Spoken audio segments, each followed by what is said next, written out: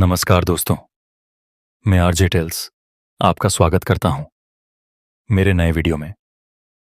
तो चलिए शुरू करते हैं आज की कहानी, महाराष्ट्र के मशहूर बिल्डर की सफलता की कहानी। प्रस्तावना।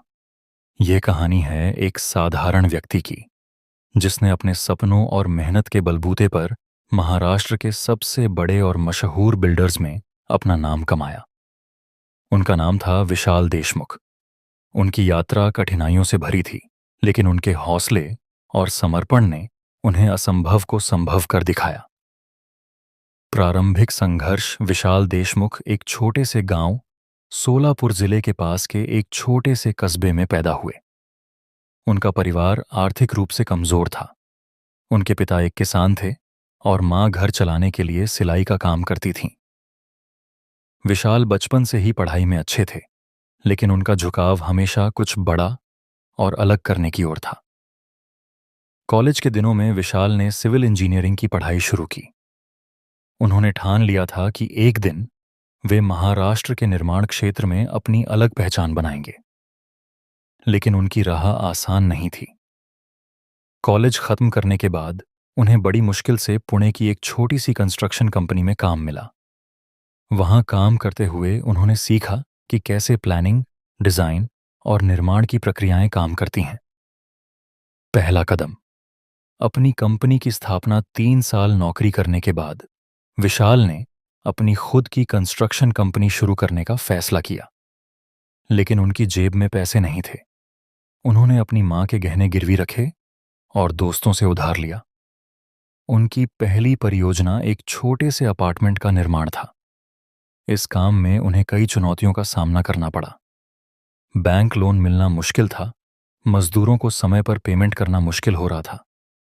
लेकिन विशाल ने हार नहीं मानी। उन्होंने अपने काम की गुणवत्ता और समय पर डिलीवरी से ग्राहकों का विश्वास जीता। सफलता की ओर बढ़ते कदम। पहली परियोजना के बाद विशाल को कई अन्य छोटे प्रोजेक्ट्स मिलने लगे।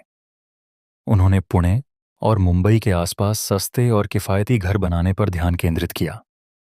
उनके प्रोजेक्ट्स समय पर पूरे होते थे और गुणवत्ता में कोई समझौता नहीं होता था। उनकी कंपनी ने धीरे धीरे मिडिल क्लास और लोअर मिडिल क्लास के लोगों का भरोसा जीत लिया।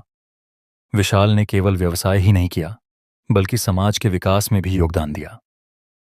महाराष्ट्र का सबसे बड़ा बिल्डर बनना 10 साल की मेहनत के बाद विशाल की कंपनी देशमुख इंफ्रास्ट्रक्चर महाराष्ट्र में एक ब्रांड बन चुकी थी।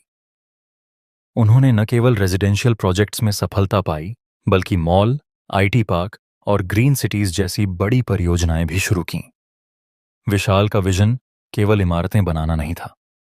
उन्होंने ग्रीन महाराष्ट्र अभियान शुरू किया, जिसके तहत उनके प्रोजेक्ट्स में पर्यावरण के अनुकूल तकनीकों का उपयोग किया गया।